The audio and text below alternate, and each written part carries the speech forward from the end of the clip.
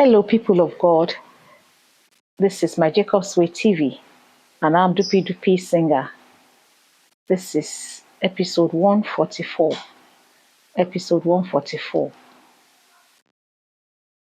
I remember that in episode 143, I had said to you that I said to the Lord, "You have not been very kind.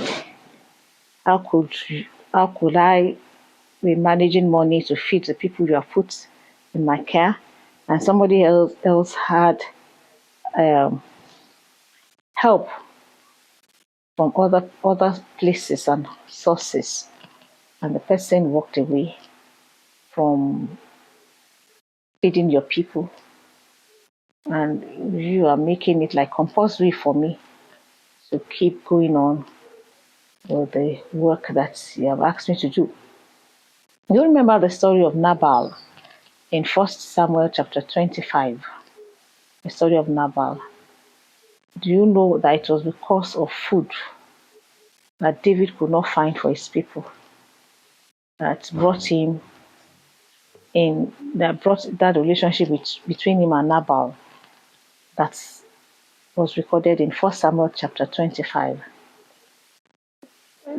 David had so many of his followers to feed, and he didn't have enough to feed them. And he thought he could ask Nabal for help. And Nabal told him off. Go and read that story again, 1 Samuel chapter 25. And then I always wonder, when we read this, Matthew 24, 40,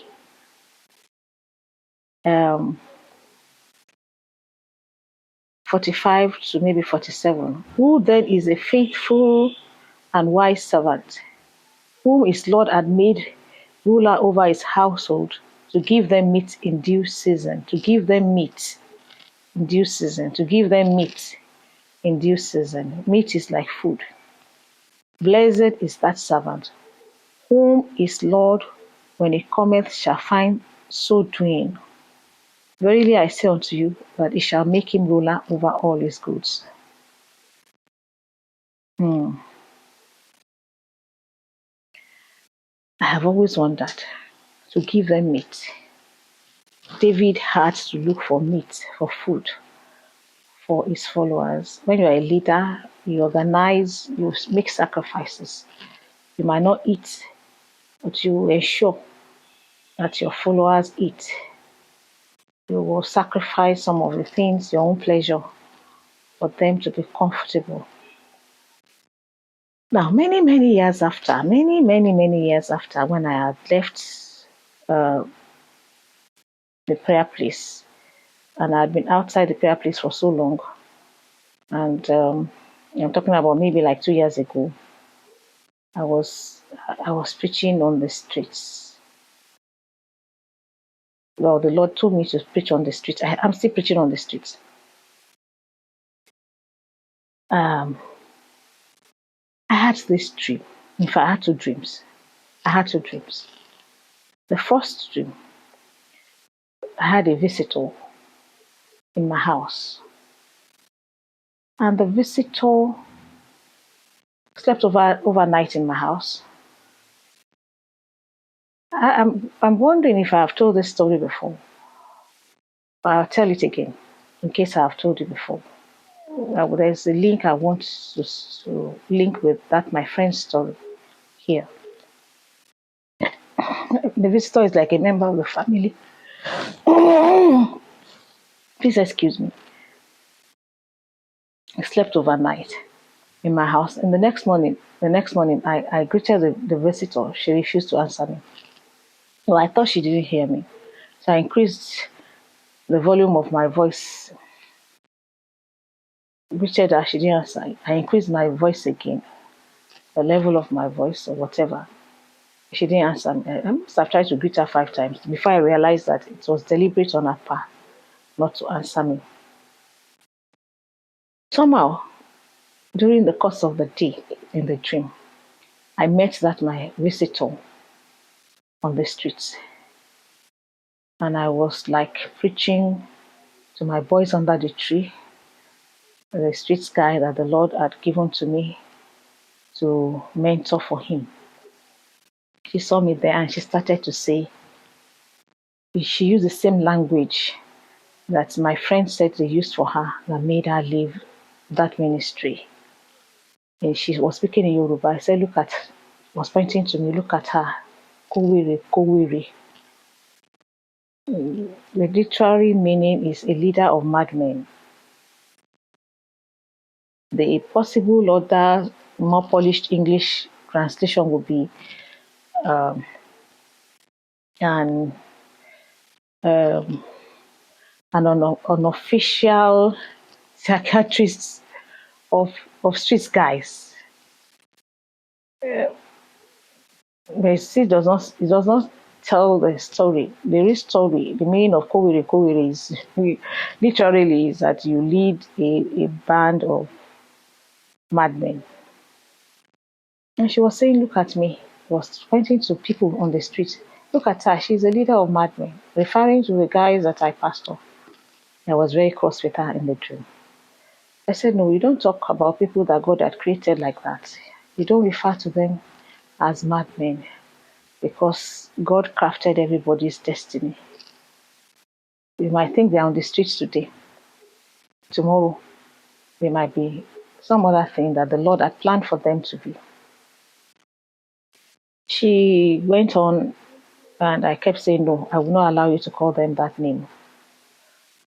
And then I think I said something like, you think you are comfortable, but I am standing as a prophet. That if you are not careful, all the things you think you have that make you feel comfortable will soon vanish if you keep having this wrong attitude to people that God has created in His image. And I woke up. I said to myself, what is the meaning of this dream? It did not make any sense to me. Why would I be fighting with somebody in my dream? I mean, well, for a right cause, I thought. And I said to the Lord, I wanted to know the end of this dream. I mean, the meaning of this. Then I went back to sleep. And I had a dream, another dream, a second dream. In this dream, three of us were going on the street. My husband, myself, and that our visitor. And a mad person was coming. Mad, mad, mad. I said to myself, well, I don't have any problem with a madman. I'm sure that the madman was coming for the lady that had accused me in the first dream that I was a leader of madmen. So I confidently moved on. I was in the middle of my husband and that lady as we moved on the street.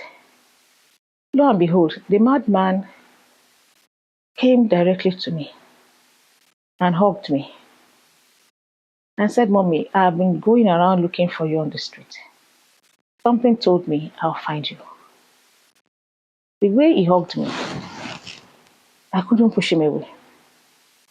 There was so much love. So as he did that, I had to return the hug. Madman, dirty. And I asked him, have you eaten? And he said, no.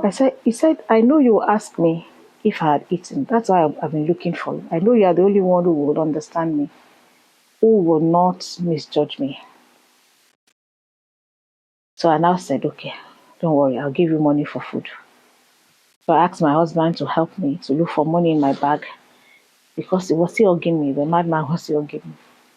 So my husband looked for money and I gave him. Privily, I didn't want people to see it openly. I said, go and eat.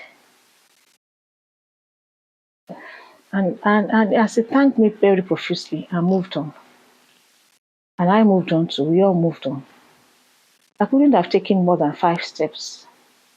I looked back just to check if the guy I gave money to was going to get food or if he was happy. I discovered that the madman has become a normal human being.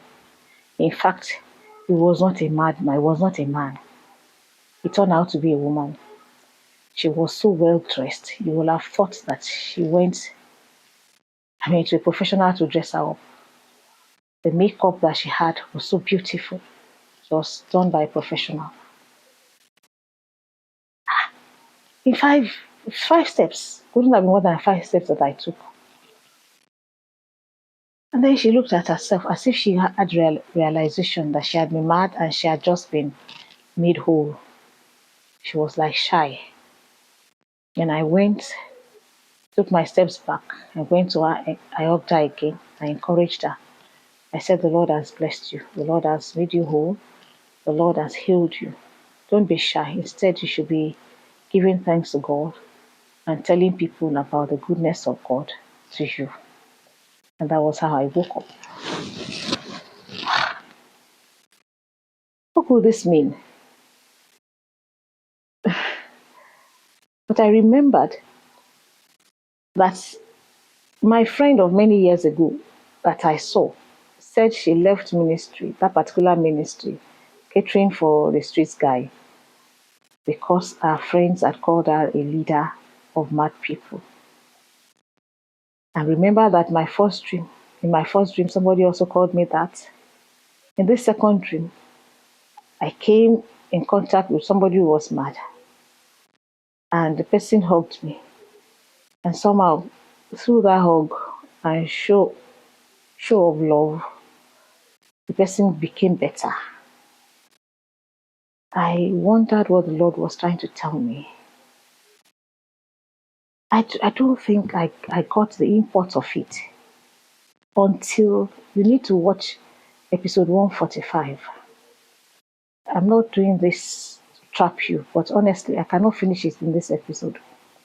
Something happened to me about a year after that made me have understanding of this revelation and made me cry to God because I think I did not pass my test. I think the Lord had warned me ahead that an examination was going to come for me, and He had given me an answer on how to pass the test. And I think I failed the test, and I wept like a baby. If you want to know what the test was, please watch episode 145, which is the next episode. Meanwhile, this is my Jacob's Faith TV, and I'm Dupi Dupi Singer. Thank you for watching. Don't forget to subscribe, hit the notification bell, share, and like I say, always remember the scripture that says, He leadeth me in the path of righteousness for His name's sake.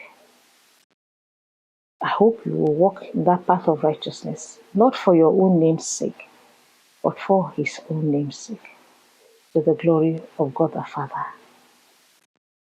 Bye-bye.